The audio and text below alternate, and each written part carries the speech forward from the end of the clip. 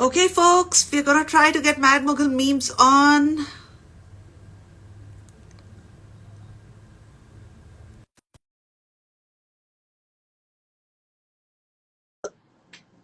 Today's a session I've been looking forward to, and it's going to be funny. Hopefully, it's going to be funny. But at the same time, it comes from a certain place of a little bit of sadness as well, because this was the topic which my favorite teacher in the world, Dr. Kavita Singh, used to teach. And she was fabulous. She would tell stories. And that's why I thought it was important to have somebody who would tell stories and make this as fun as the way I learned about it. So, which is why I asked Mad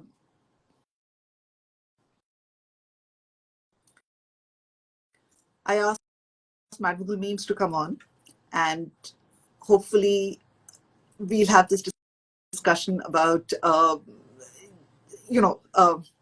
which was the better Khan. Was it Timur? Was it Genghis? Hi Jahangir. Hi Isha. Hi Pratik. Okay, trying again.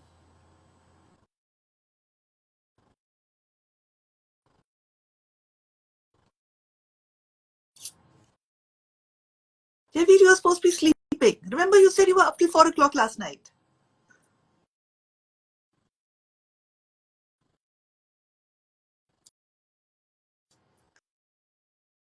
Admin Birbal. Sandeep, what a long time. Where is Admin Birbal? I'm here for stories. And if not Birbal, who is going to tell me stories?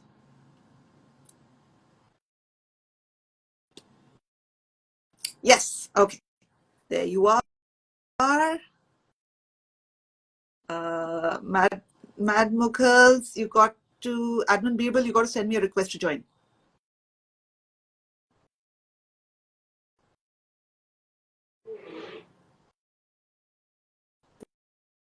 There it is. Accept.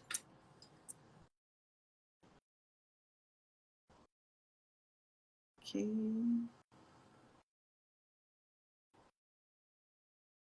It's taking longer and longer for the accept to join.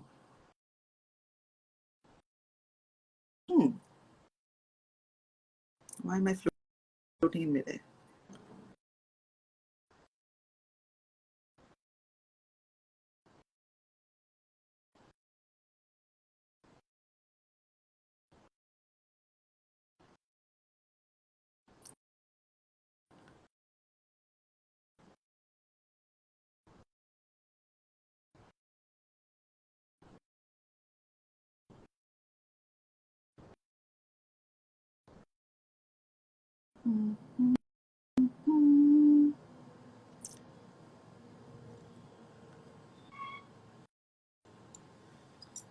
Okay, you sent a request.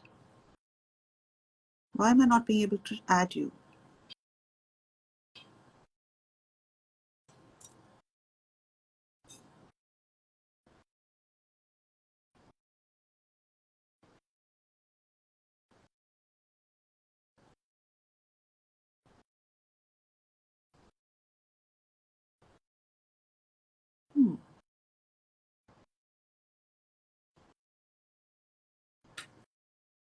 Is there a way for me to...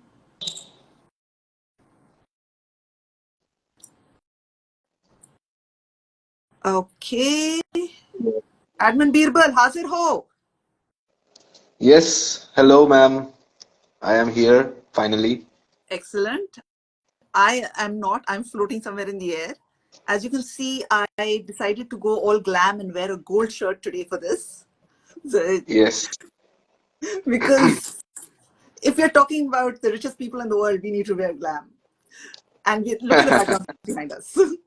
Okay. Adnan Birbal, yes, where is that mosque? Very important question. Just a quick introduction to people who are joining this for the first time. So my name is Ritika Kocha, and I'm an author and an art writer. And when I'm writing fiction, I write about contemporizing myths. Shakti being a very important subject to me, which leads me to gender, which leads me to sustainability, all these issues which come with with goddesshood. And on the other hand, when I'm writing nonfiction, I write on history and art history. And so I spent 5 years studying miniatures under Dr. Kavita Singh, who was probably the best teacher in the world on miniatures. And so in memory of Kavita Singh, we are going to do a month of Mughal history, because it's probably the most interesting and it's the most coolest subject. No Game of Thrones is ever going to live up to Mughal history. So who we have today with us is somebody who I've been following since 2015, I've been told, which is Mad Mughal Memes. They are hysterical. They're absolutely hysterical. It starts my day off in the right note. And we have somebody who calls himself Admin Birbal from Mad Mughal Memes. So hi, Admin Birbal. Hello, Ritika. Okay. So first question. So dream team. Who's your favorite Mughals? Who'll be on your dream team? That depends on how many of them can I take in my team. Like how many members are like the maximum members? Theoretically, it's supposed to be 11, right? But that's too much. So shall we go with 7? 7. I would go with 5 because starting off with Akbar for obvious reasons. Then I'll have his grandfather Babur, his son Jahangir. So we have got two positions more to fill. I would go with Bahadur Shah Zafar, the fourth one, and for the fifth one, I would choose Shah Alam too. Oh, Jesus. Okay. And then okay, so there's place for 2 more women. Go for it. 2 more women. Okay, right. Okay, this is tough because every one of their women are so remarkable. Every one of them. So, okay, if I have to choose, I would first probably choose Gulbadan Begum, and then I would probably go for Noor Jahan. And okay, perfect. So I'm just going to seek into a little bit of history of the Mughals since nobody seems to know history nowadays and they're all reading about it on WhatsApp. So the Mughals just ruled for 331 years, right? Yeah. Starting with Babur, who came onto the throne in 1526, died Came onto the throne, died 4 years later. came onto the throne of Hindustan in 1526. He was king from 12 years old when his father died. So, yeah, that was around 1480s, I guess. Huh. He was born in the 1480s. No, And no, I always remember that because he was the king. He was the king from the 1480s because okay. when his father died, he was only 12 years old, Hmm. and he had a very difficult childhood, a difficult growing up years because he always had to escape and fight his relatives because everyone was after his throne. Every one of his relatives, everyone, including his enemies, Shaibani Khan, everyone was after his homeland, everyone was after his power position. So he had to, wander here and there for quite a few times before he got his foothold first time in Kabul and then in Delhi in Hindustan. So he won and lost Samarkand, which you can see behind you, this gorgeous, gorgeous area. He won and lost it 3 times. Yeah, And at some point, you're going to tell the story of Khanzada Begum because that's really interesting. yes. Okay, go on. Sorry. No, there is no face reveal, people. There is absolutely no face reveal going to happen today. Admin Birbal he passed away quite a while ago, and we will, in his memory, keep that side of the screen with just Babur's picture on it. Okay, so that was Babur. He died in 1530, and after ruling in India for only 4 years. And then comes his son, who is my favorite bonkers. I mean, there's no one more bonkers than Humayun. I believe when he was a youngster, he walked on the road one day saying that I will meet 3 people and whatever their names are, that'll be that'll foretell my future for the rest of my life. So the 3 people he met, so everyone told him only do one person, but no, Okay. Humayun was Humayun. And he went out and met three people. So the first person was destiny, the second person was well-being, and the third person was what is it, fortune, if I'm not mistaken. And Yeah. uh, uh, sure enough, I mean, the last two got him into a lot of trouble, but he finally got to that fortune. So he Yeah, I ruled for mean 10 years. his name literally means the fortunate one. But if we take his life, then it's exactly the opposite. So that's really really ironical that one person whose name is the fortunate one, his life was so unfortunate and so full of miseries and problems. And he uh, ruled for 10 years, built up the whole Dine Pana, and Hmm. uh, after which, with Shershah Suri, yes, somebody mentioned the very cool Shershah Suri, he lost everything. Uh, Hmm. he ran away all the way to Shah Tahmasp and in Persia, Hmm. which again he could only do because he had somebody in his retinue who was family to Shah Tahmasp. Uh, Yes, it was and Bairam Khan actually. He Verum Khan, had his exactly. links with the Persian royal family. And finally, he got Beram Khan after, sorry, not Beram Khan, Shah Tahmasp, after making him suffer for a while, treating him well, but also making him suffer. It was quite complicated. That was a Yeah. situationship, if ever there was one. It He was kind of like finally, a passive-aggressive relationship between the two rulers. Shah Tahmasp was, on one hand, he was, respecting Humayun and treating him so well, but on the other hand, he also was, milking out whatever he can in order to get him help for regaining his kingdom. For the first condition that he put forward to Humayun was that he convert to Shiaism, which Humayun did for a while. He was Shia and all his followers were Shia, but later when he got back to India, he reconverted to Sunnism. So that was that, which can tell how much Shah Tamas was looking for an opportunity, because not every day a Mughal emperor who was a Mughal emperor or who was a descendant of Timur comes to your doors knocking, and you get to give him shelter. So that was one in a million chance for Shah Tamas to take as much as he wants, because at that point of time Humayun will give anything for help. true.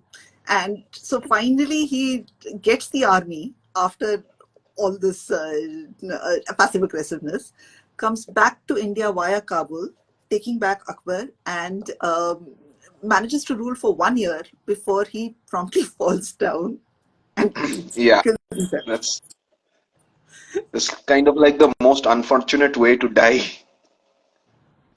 And then it's not as I was typing the question, it got answered. Okay. And it wasn't that he got to lie down after that, because his body was then taken around because Akbar wasn't with him. Akbar Yeah, was exactly. Because that was a precarious time for the dynasty, for the family as a whole, because they had so many enemies inside and outside. The Afghans were looking for chance to regain their kingdoms. There were the Rajputs. All right, so everywhere there were enemies, and uh, it was very brave of Bairam Khan to come forward and take all the responsibilities himself of protecting the young prince and all those who were members of the family. So that we have to give Bairam that. I mean, later on he obviously tried to consolidate his power and control the young emperor, but at that point of time, Bairam Khan, he did some really brave stuff. listen. I don't blame him for that whole not having full faith in Akbar. Like this kid. Okay, I mean, I get he had a lot of issues in life because he'd been left by his parents with. No, no, we're not glorifying the Mughals at all. These are just kahanis. No, no, we are There is no absolutely glorification happening. we are absolutely glorifying the Mughals, Ritika. We do that only. It's our job. It's our occupation. We get money for that. All right. Who is this? Raghav. Yes, Raghav. We are glorifying. All right. Okay, back to my favorite person in the world, which is Akbar. And favorite Yeah. because all the art and architecture which I live in Delhi, it's thanks to him. he built this whole freaking style, which is this incredible amalgamation of Chinese, Persian, um, called in people from Malwa, called in people from Gujarat, brought in the Mm, Jaliwalas from mm. Gujarat, Christian, everything. I Yeah, mean, this man used his money well. But I'm yeah, going to start with what I love about him. So this kid left with father's enemy. Uh, I mean, okay, uncle, but also father's enemy. yeah, yeah. And Kamran Mirza. all, yeah, Kamran Mirza. Not treated very well, obviously, by Kamran Mirza. I mean, when the kids used to wrestle and all, he Mm, was mm. told that he had to be But the defeated. women Uh, of Kamran Mirza's family treated him very well. That is a very, dichotomous thing that we find.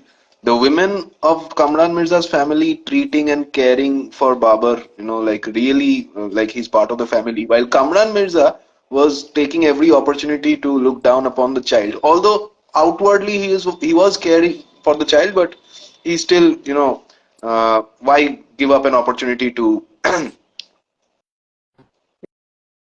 so that's kind of a very two different pictures that we find in the same family. The women folk caring about the young prince, while the man himself wasn't quite so caring. I mean, to the extent that when, well, okay, I mean, let's be fair, Humayun came back with an army, but Hmm, hmm. Kamran lifted up Akbar and placed him in front of the freaking cannons. Yes, exactly, exactly. In order to gain leverage over Humayun, he actually had the child Akbar brought into the battlefield and placed in front of the cannon. Like if Humayun does anything rash, then he would blow Akbar to pieces. That was the sentiment. That was the threat. So we have already, with Kamran, everything was possible because he was still considering himself to be the true descendant who was snubbed uh, by Humayun at the time of his coronation. So he still wanted some sort of legitimacy. I mean, he did get Kabul, but still he wanted the throne of Delhi. He wanted to be recognized as the sole Mughal emperor. So that was how far Kamran was willing to go in order to achieve his goal, and it was mad of him, but it was also this brilliant strategy of bringing Akbar to the battlefield that actually Humayun paused to think that what should he do. That was a masterful decision on part of Kamran. Okay, that's one way to look at it. And I mean, that's where it's Gigi Anga who came and saved him, right? Yeah, Came and yeah, saved. yeah. Gigi Anga was there with Akbar all throughout his childhood, even when he was taken hostage.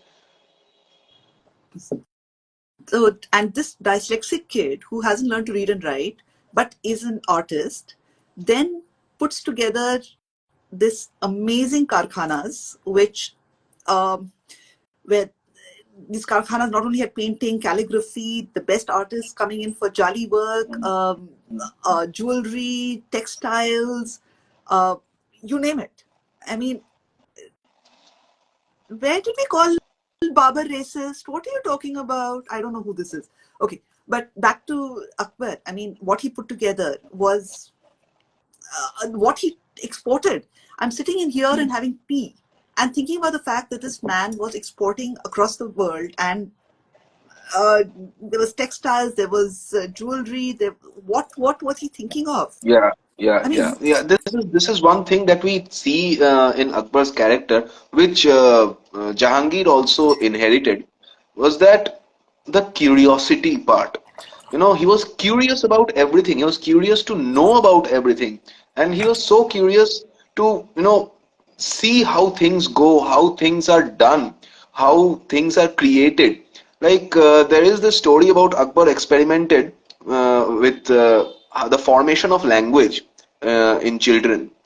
All right, and there was this room. He built a room without any windows, not exactly without any windows, but from where sound cannot be sound cannot get inside the room, and all the wet nurses were ordered not to speak around the babies. So he collected those babies, and they were put under supervision of these wet nurses, and they were ordered not to speak.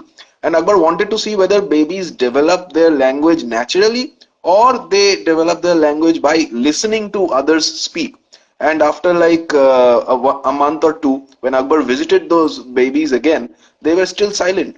So this kind of experimentation only Akbar can do. And also he had this eye for poaching talented people from all across the world, I would say, because people from far and wide were coming into the Mughal court as this sort of, which was seen as a shelter for diversification, for talent, and if you are, if you are up to it, then you would definitely find some job in Akbar's Mughal court. So people were very hopeful, and people were coming from. We have Mirza Ghiyas Beg for that as an example.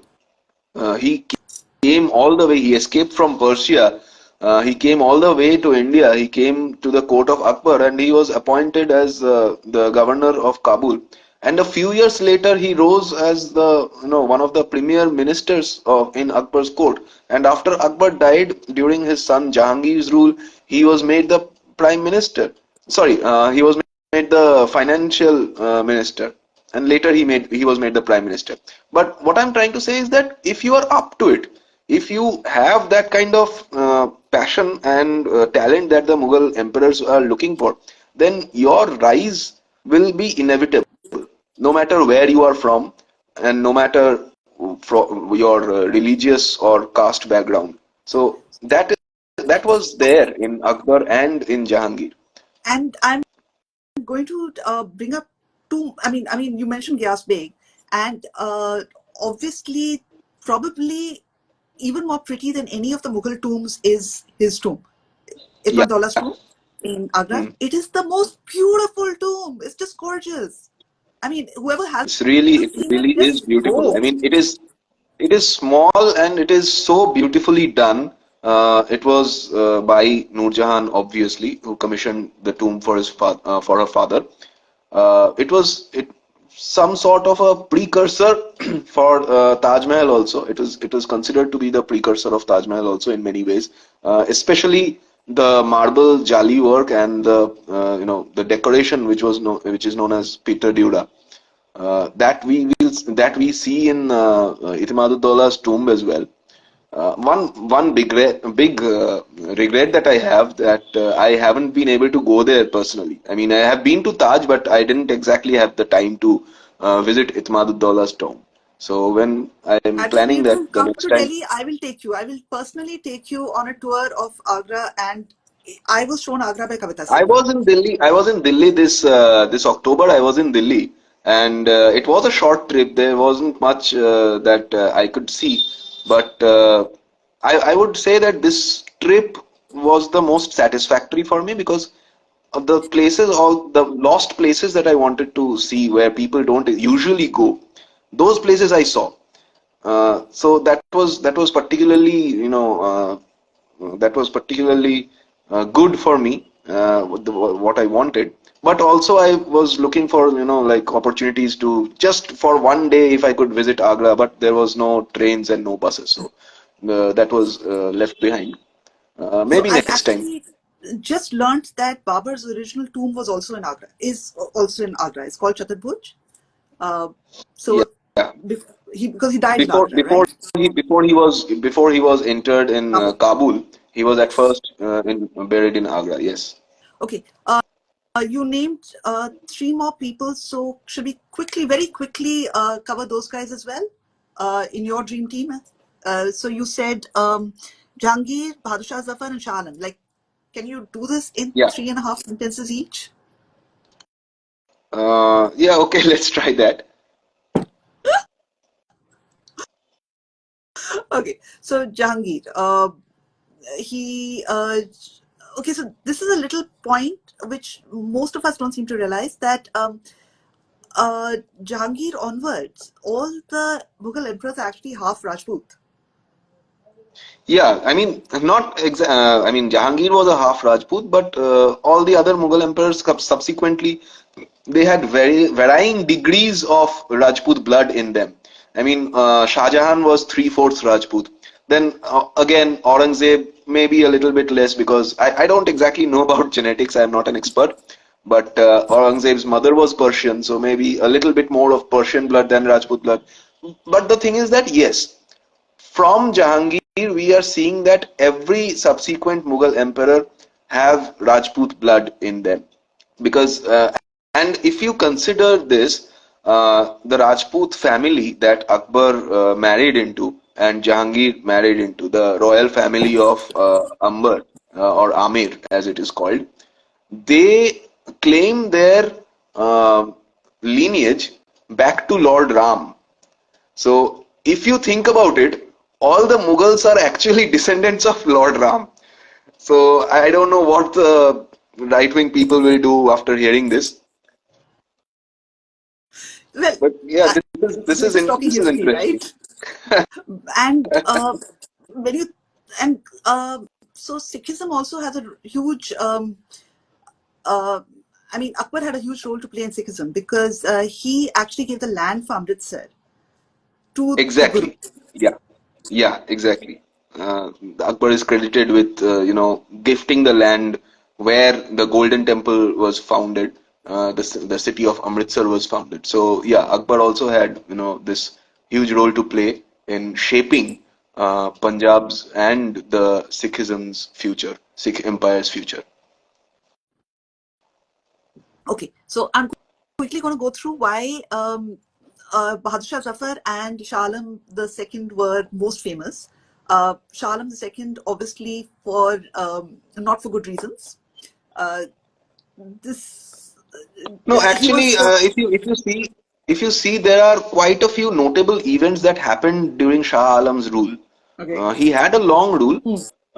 His rule started in exile actually. And the throne of Delhi was occupied by someone else, and he was roaming around in the eastern part of the subcontinent. He was trying to win battles over there, but failing. But then again, we see that very significant things happening around this time when he was recognized as the Mughal ruler. First one was the Battle of Buxar. So he allied with the Nawabs of Bengal and Awadh, and he fought against the British East India Company, which was done once before by his ancestor Aurangzeb. But the difference was that while Aurangzeb came out as the victor against East India Company, Shah Alam was on the losing side, unfortunately. And the Treaty of Allahabad was signed during his right after the battle. The Treaty of Allahabad between him and the East India Company, represented by Robert Clive. And for the first time, we are seeing that tax collection in any part of the empire, basically, tax collection is for the first time being privatized. So that was like the first time the government is giving up some institution in private hands. Now we are seeing that a lot, like the government giving up a part of the railways and a part of the airplanes as well. But in those times, the first example of a government organ, a first example of a government responsibility going over to private hands was this signing of the Treaty of Allahabad, where Shah Alam to recognize the East India Company as legal revenue collectors of the Bengal Suba, Bengal province. That was one thing. Another interesting thing that happened during his time was the Mughals tried to kind of regain their power and glory, which they had lost after the death of Aurangzeb and Bahadur Shah I. They were, doing good. The army was being modernized. Lots of, European mercenaries were being recruited. Their fighting style was being improved in keeping up with the, modern times. One very good Mughal general during this time was Mirza Najaf Khan, and he could be credited with the responsibility of revitalizing the Mughal army and winning very important wars. I mean, he defeated the rulers of Punjab, he defeated the rulers of Rajputana. They both were, they both were bound to acknowledge the Mughal ruler's suzerainty.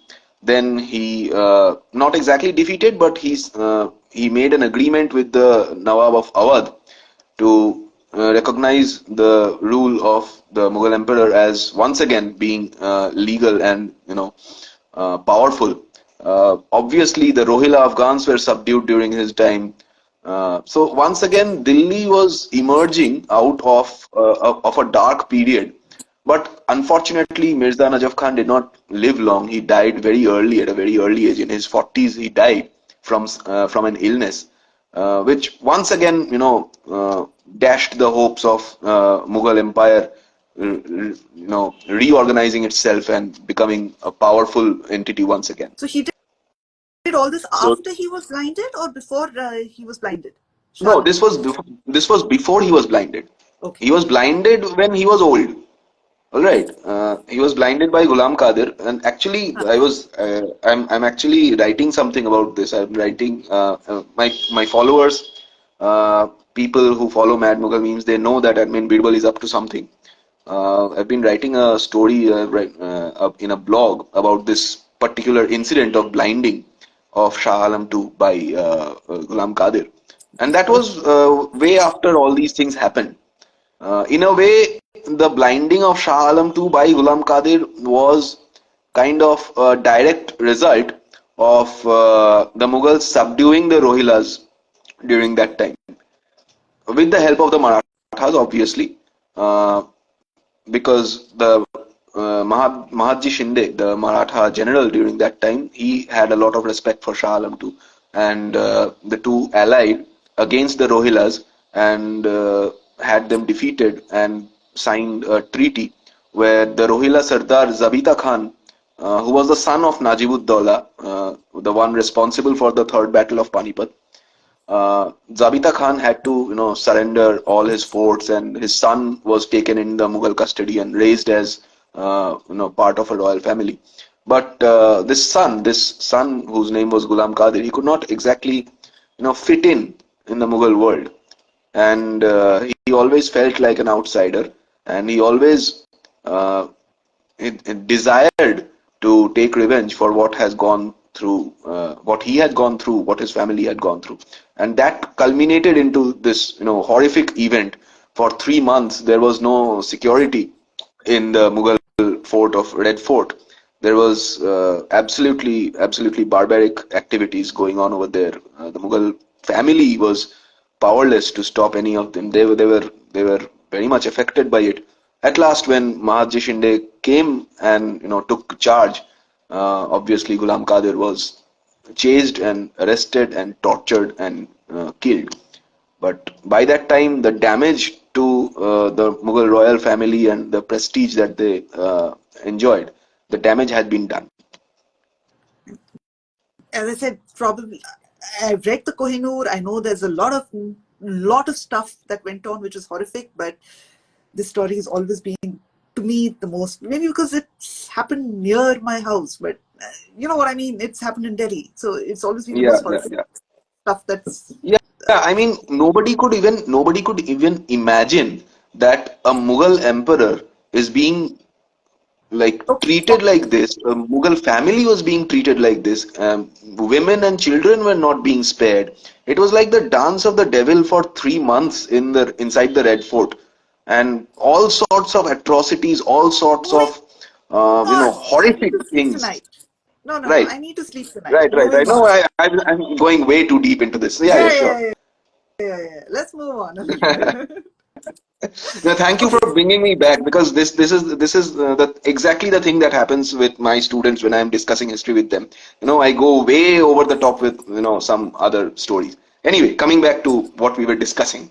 Right. So there have been some major comments. So I know we should discuss Bahadur Shah Zafar, and I'd love to, but we've got 4 questions as we decided, and lots of people coming in saying, "Yaar, bhai, Timur ko to discuss karo." So Timur versus Genghis, which is the Mm. greater Khan? I would say Oh, Greater Khan, this reminds me that Timur did not claim himself to be a Khan. He claimed himself to be the Amir. All right. Okay. Even though he was replicating the success stories of Genghis Khan was his idol. He was replicating whatever Genghis Khan did. He never claimed to be the Khan himself. Probably because he was not exactly or not directly related with the bloodline of Genghis Khan.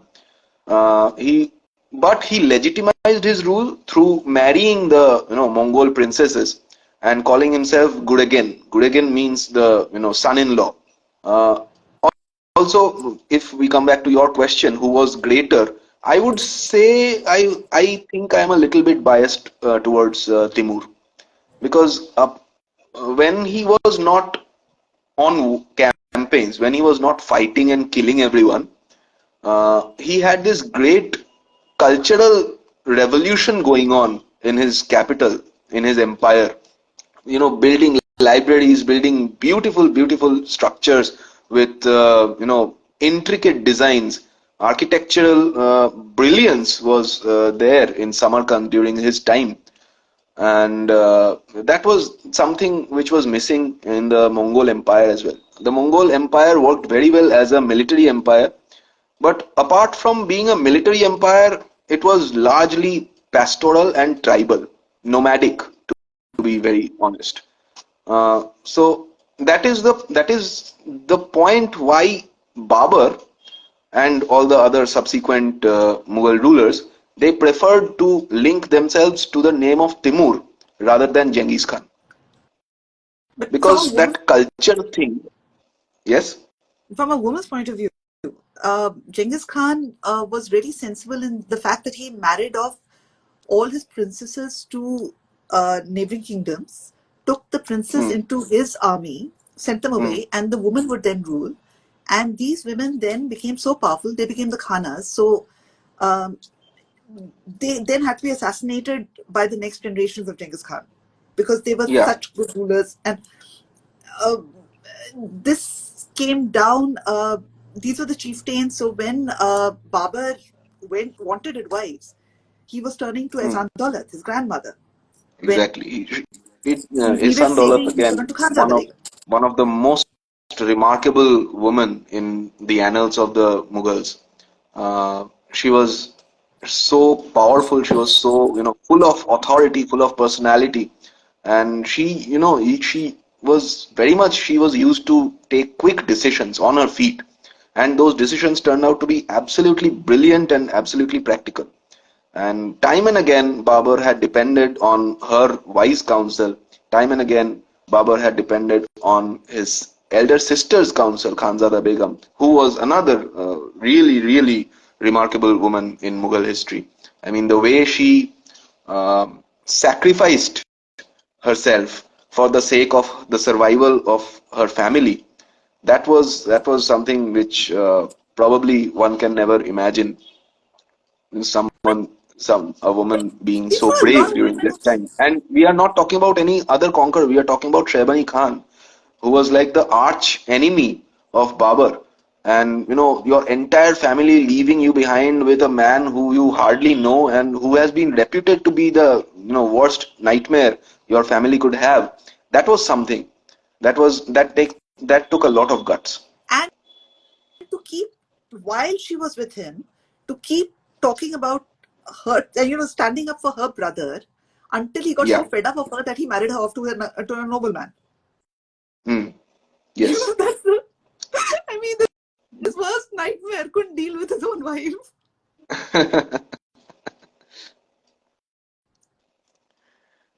Okay, we have another comment. Turkic barbarian literally plundered and looted Delhi and massacred Indians, and these two are saying how great he was. No, we're not saying how You want to great answer this. that or something? Again, we are not saying how great anyone is in all this. We are just telling stories.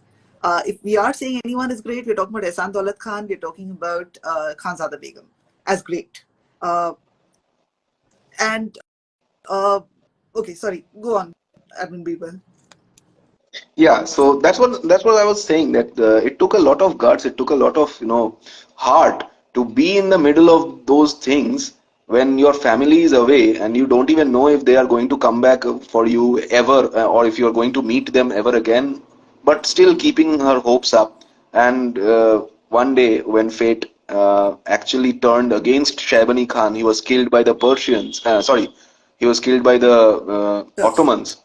Ottomans, yeah. Um, and Khanzada Begum was found to be one of the members of his harem, and she was identified as being Babur's sister and was respectfully returned to Babur as a sign of goodwill by the Ottomans. So that was, and finally, she got to reunite with her family. So that was one very, very, miraculous story of survival and being reunited with your family. So that's really, really inspiring. Even if we talk about all the other, Mughal women, the princesses, the queens, the princesses from other kingdoms who became Mughal queens, all their lives were so remarkable. All their lives were so interesting, and there is no end to these stories. There is no end to these discussions about the role of Mughal women in the lives of these, supposedly great people. I was having a conversation with my family last night, and saying we were talking about Mumtaz Mahal, and the fact that Hmm. she died on the birth of her 13th or 14th kid.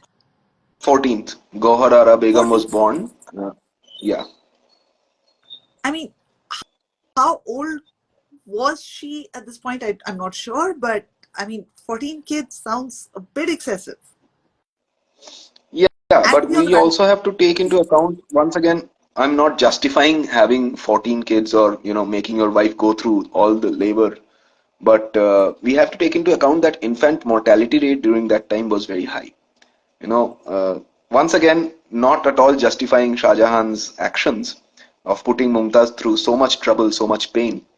But you have to take care, because after all, out of those 14 kids that Mumtaz Mahal gave birth, seven of them died in infancy and seven survived. So that was exactly what was going on during that time. There was 50-50 chance that your child might survive, might not survive. The first two children of Akbar, Hassan and Hussein, they did not survive. And then after a lot of praying and a lot of mannats here and there, Akbar finally, got Salim, and thankfully two more children after two more, princes after that, Murad and Danial, who survived and who grew up. Akbar saw them grow up, thankfully. So that should be taken into account. Infant mortality rate.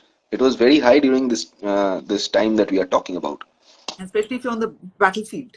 So you can imagine Yeah, how bad it was. yeah, She followed him on battles across. So um, uh, I actually forgot to mention to people that behind you, when you look at those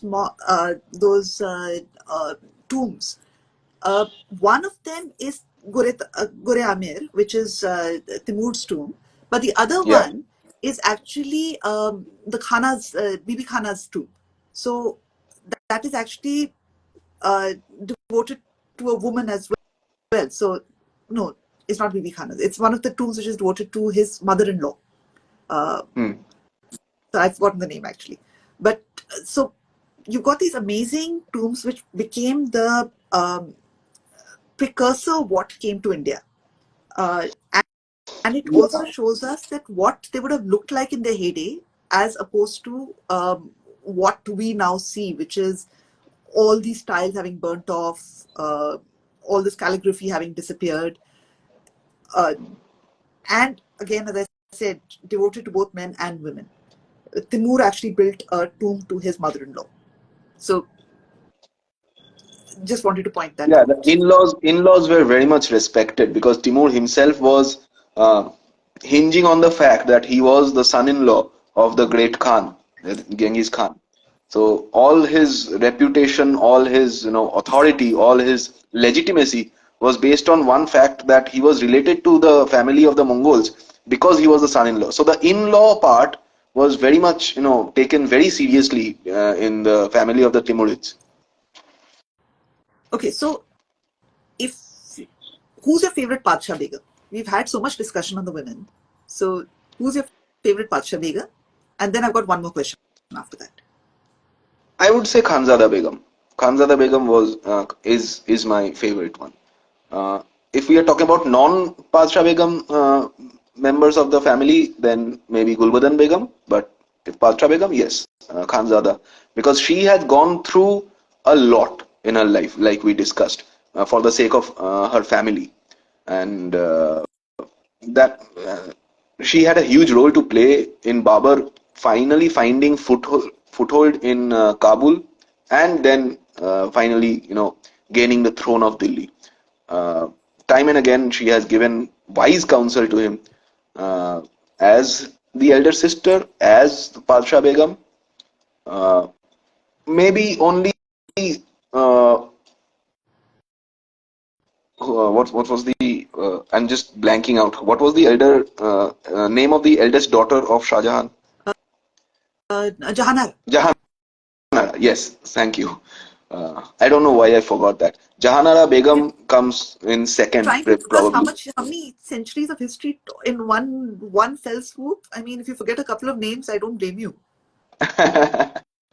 Yeah, sometimes that happens. Anyway, so Jahanara Begum might come in close second as to how she carried out her responsibilities as Padshah Begum. But for me, it is definitely Khanzada Begum.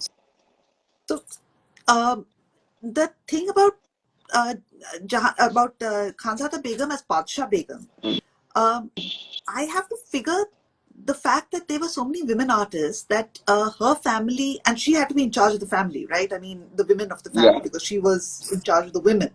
So yeah, women at that time were businesswomen. I mean, it carried on. We know Jahanara was also Sahib and also a businesswoman and also the richest woman in the world yeah, at that time. But Khanzada Begums, the women of that time, they, if Gulbadan Begum was writing poetry and writing books, I mean, if Akbar could get her to write, that means other women were yeah. also taught enough to read and write, both in Definitely, Turki, yes. in Persian, Ninni, etc. The women artists, they were obviously being taught along with the male artists. Yes, yes, yes, yes. That is very much true. I mean, Jahanara Begum had this huge collection of books in her personal library. And we all know that Aurangzeb's daughter, Zebun Nisa, used to write poetry under the pen name of Makfi. Even Noor Jahan used to write, beautiful couplets, beautiful Persian poetry. Uh, Although the Mughal family had no role to play in that, it was her father who, uh, paid for all the good education that she received. But still, these wonderful women from the Mughal family, whether related by marriage or really Timurid princesses, they all were given education, and they were all included in the process of being refined as they grew up, the process of being refined, a Timurid prince or a Timurid princess. That process was considered very important, which is why there were so many attempts of from Humayun to make Akbar read and write. There is this theory that Akbar was dyslexic, Yeah. um, but then again, And there I've is seen his also, signature. I've seen his signature. yeah. He was deaf. I mean, it's not an educated person's signature. Uh, but there is also this theory that he was simply not interested to read or write. But then again, we all call those kids who are dyslexic at first, we all call them as, being not interested to read and write. So maybe he was, maybe he wasn't. But the process of refinement, the process of education for Mughal children, those were taken very seriously. Jahangir's first tutor was Abdur Rahim Khani Khana, and he was, taught, and he was trained by various individuals all throughout his growing up years, people whom Akbar trusted, and who were very learned. That is why Jahangir turned out to be such a good, connoisseur of art, and literature and architecture and everything which is related to the cultural side of the Mughals. Same thing with the princesses also. So I know we decided we're not discussing Mughal miniatures on this in this meeting because then it'll just go extremely long. But I just a little bit Yeah. about the Hamza Nama. I just have to because I love that book so much. So, Okay. um, so when Akbar finally became king and he started his karkhana and got people Mm, in, mm, the mm, first thing mm. he did, like a typical teenager, is he decided to design graphic novels. Now, this kid is very rich and is an artist, and he brings in these artists to take all these young adult fiction books, which include uh, also his grandfather's book, the Babar Nama, etc., but Yeah, yeah, also yeah. Tota Nama, uh, and of course the Ramayana and the Tutinama. Mahabharata. Yes, yes, Yes, the yes, Totinama, yes. uh, which was very important. I mean, he brought back the Ramayana and the Mahabharata. He made people translate it. Batoni Mm, was not happy about having to do all this stuff. He wrote it mm. about it in his diary. But he got all these young adult books and he got people to draw them. And then, and they weren't small, they were big. Uh, they Yeah, were really big. And the text was at the back. So somebody would probably, so he'd take it to all the women, probably the women, because he's surrounded by very powerful women. And he would hold it up and somebody would read out what was happening to the thing while he would hold it up and show everyone about what, you know, what was going on in the Hamza yeah, Nama. yeah. So uh, It it was like just, Akbar's childhood dream come true because he had grown up hearing to the stories of Hamzanama and Tutinama. So, when he came to the position of power and he had all those resources, he said, okay, fine, why not give my childhood dreams a definite shape to bring in front of me, to see with my own eyes. So he devoted his time and his resources to creating those wonderful artworks and literary pieces, which translated which was translated into Persian and was read out by the Kissa Khwans, the storytellers in his court. So that was like the inner child of Akbar being very much happy and satisfied that all those stories that I have heard while growing up, all those stories, that was kind of an attempt by Akbar to keep alive the child inside him, because we see what we have grown up with in our childhood. For example, I have grown up with one of the very significant animated series of all time, which was Batman. I grew up watching that, and I still enjoy watching that. It's probably on Netflix, and whenever I get time, I watch that. It's like reliving my childhood again and again and again. So that's what Akbar wanted, and he had the power and resources to do that. So he said, "Why not?" okay, my last question. So, from that period, if there's one person you could have breakfast with, who would it be? From, and I'm talking about Okay. centuries. I mean, from Genghis Khan time onwards, right till Bahadur Shah. So, 1857 to the 11th century. Okay, I wouldn't go that far behind. Not 11th century, not 14th century. I would stay within the Indian subcontinent only. But why breakfast? Why not lunch? Why not dinner? I would love to have lunch with Jahangir maybe. I would love to have dinner One, with him. Yeah, one. yeah, yeah.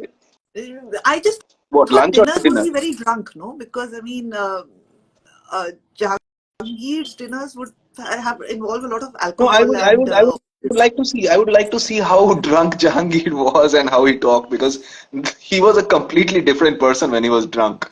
You know, in during the daytime when he was in his court, he was conversing with all the messengers. He was talking and carrying out royal stuff. He was this completely different person.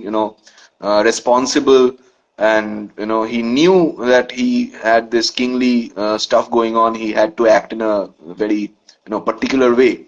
But when he is relaxed in the evening, as evening falls and as his supper time comes around, he gets himself relaxed and chilling with a glass of wine in his hand, and he goes all sorts of curious questions to Sir Thomas Roe, who happened to bear the brunt of his curiosities. Uh, so those were two different personalities, and I would love to meet those two.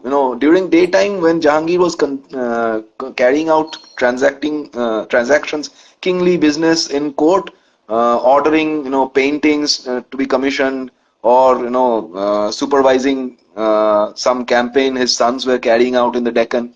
I would love to meet that person.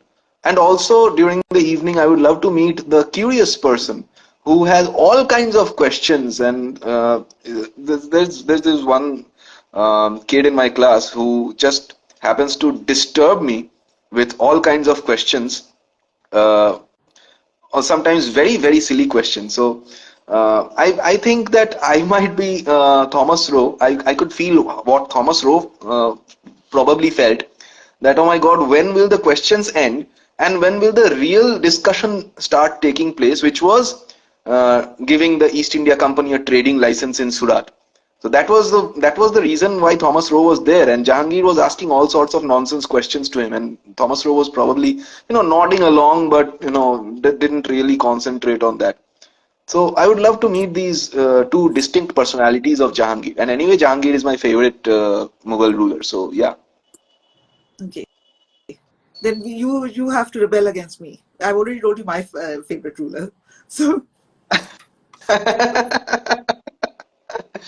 Definitely, definitely. Although it would be a bit tough because yeah, we know how Akbar felt towards Jahangir, a mixture of anger, a mixture of resentment, but at the same time, care and love, and he was his first child after all.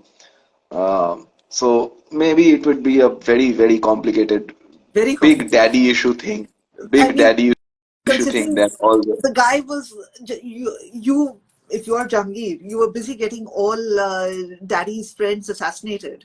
Then I mean, Yeah, I mean, what I do only to consolidate my own powerful position. I won't accept any threats or any person who would dare to threaten me, who would probably become a threat later. So I won't tolerate that, would I? So maybe you are daddy's best friend, but I don't care. I want your head on a plate presented in front of me. and we are back to being nicely bloodthirsty. So It was a bloodthirsty time. What can we do? it was also a time of great culture. So Definitely. we are on opposite sides of the page on that one. Okay, are there any questions that have particularly stood out for you and you really want to answer? I mean, a lot of people have been writing and saying "kitab batao." Sorry? A lot of people have been saying "kitab batao." Books, okay. For the people who are here commenting on book suggestions and everything, I would like to tell them that please go through our highlights. There are 4 to 5 highlights dedicated solely to books in our page. So go through that. Choose your starting book. I would say the Mughal Empire by John F. Richards is a good starting point for people who are beginners. But hey, you are free to choose your own book and where to start from. If you want to start with biographies, then you're welcome to start with Babarnama. Or if you want to go further back, you are welcome to start with Timur's biography, the Mulfazat Timuri. So go bonkers with our highlights. All right, you'll get all the suggestions over there. Okay, I've got two recommendations. One is Gulbadan. This is the story of Babur's daughter, Humayun's sister, Akbar's aunt. She wrote her own version of Humayun Nama. I Hmm. would highly recommend it from a woman's point of view. And T.C. Raghavan has written T.C. Raghavan, yes. Attendant Lords, Attendant Lord. which I Yes, adore. that's a very, very good book. It's there in our book suggestions also. It's a very good book, and one should really read it. It's divided into two parts between the father part of Bairam Khan part, and the second part is dedicated to his son Abdul Rahim Khani Khan. So you get a vivid picture of what was the empire at that time and subsequent that things around the empire that was happening. So it's really a nice book to read. And when I met Mr. Raghavan, my first question to him was, and this is at a lit fest, and I was like, Okay. so what do you think of Mullah Do Pyaza? And the moderator Hmm. was a little shocked. He was like, is that a real name?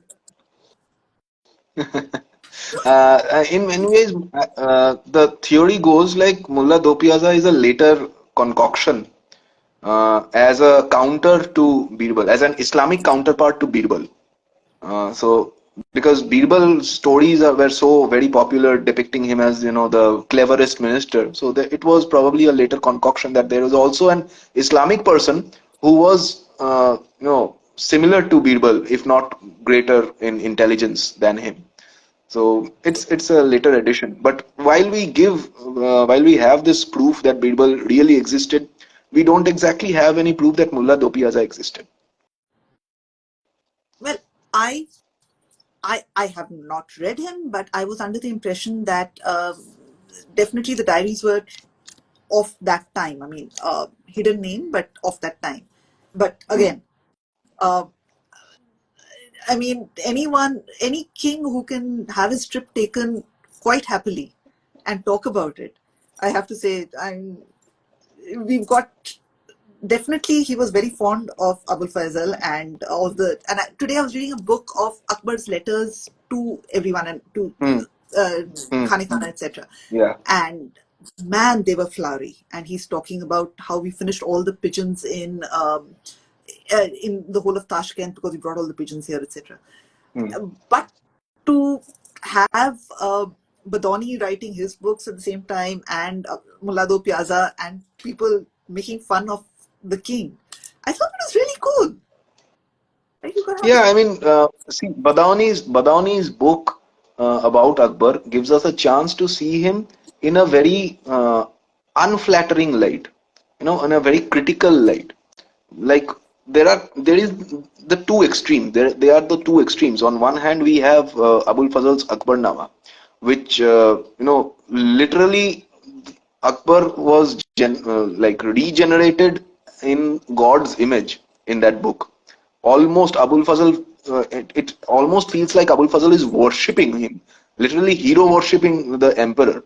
And on the other hand, we have the Muntakhabul Tawarikh by Badauni, which says that Akbar has turned away from the true path of Islam because he has employed Hindu courtiers and they were turning him away from Islam, and he has become critical of Islam because of these Hindu courtiers, especially Birbal, because Badauni hated Birbal. He hated Birbal, but at the same time, he was very appreciative of the things that Birbal did. So Muntakhabut Tawarik always gives us a very critical appreciation, I might say, about the times of Akbar. Also, another third source I would like to say is the autobiography of Banarasi Das, a Jain merchant. He also, talks about his time during the time of Emperor Akbar, his life during the time of Emperor Akbar, and that is also that paints a vivid picture from the point of view of the people, like how they viewed Akbar. So that is something appreciation. people I might Sorry. Okay, I yeah. seem to have got hung.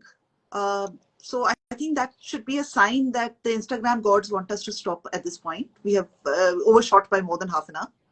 Uh, Okay, yes, I didn't realize. Yeah, we we are are having like so much clocking in fun. on 1 hour. Absolutely. That's the fun of these discussions. I mean, you don't even have the sense of time when these start. So we could go on and on, but yes, we do have time constraints. So thanks so much, Admin Birbal. Consider, and we ended on Birbal. So I think that is absolutely the perfect topic to end on for right now. Thank you. It was lovely. It was very. I'm pleased to be a part of this live session After a long time, I had come live and to discuss all these things which I wanted to discuss for so long. It's really been a good experience for me. Thank you for that. Super nerds unite. Okay. Good night. Good night. Thank you all for joining us. Thank you for all the comments. Thank you for all the views, which I knew with Mad Mughal memes would come in. And thanks, Admin Birbal. It's been so much fun. Thank you, and good night. Good night.